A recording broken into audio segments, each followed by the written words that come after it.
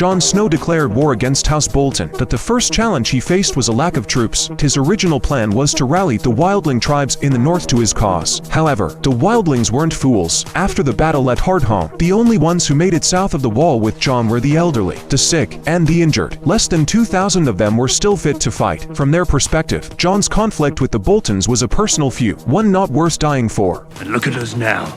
Look what's left of us. And if we lose this, we're gone.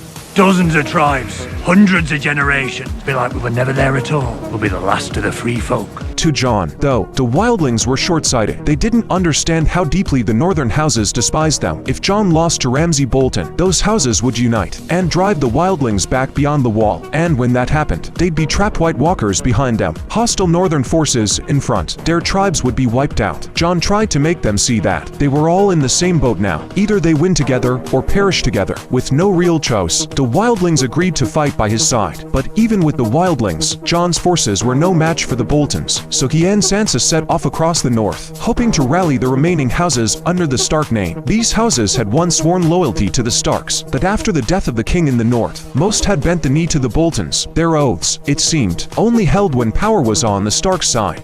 I received you out of respect for your father. Now I would like you to leave. House Glover will not abandon its ancestral home to fight alongside wildlings. I served House Stark once, but House Stark is dead.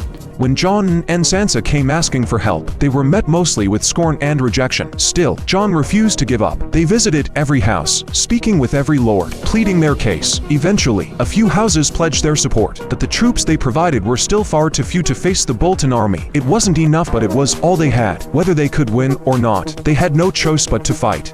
It's not enough. We need more men.